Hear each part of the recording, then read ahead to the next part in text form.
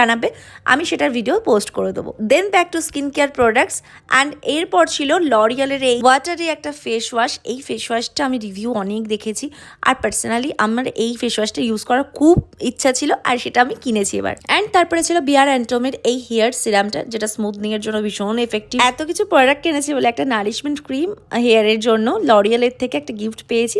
আর এই হচ্ছে ছোট্ট পাউচ, এটা গিফট ছিল। তো এই হচ্ছে আজকের আমার নায়িকা হল।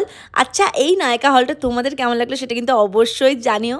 এই প্রোডাক্টগুলোর কোনোটা ইউজ যদি তোমরা দেখতে চাও তাহলে কমেন্ট করে অবশ্যই জানিও। এবারের এই এত বড় নায়িকার পার্সেলটা পেয়ে আমি যে কি খুশি হয়েছিলাম সে আর কি বলবো। তারপর আমার দুটো স্লিপিং মাস্ক অর্ডার করা ছিল, যেটা এবারই আর ওভারের জন্য দুটো বাড়ির জন্য আমি নিয়েছিলাম।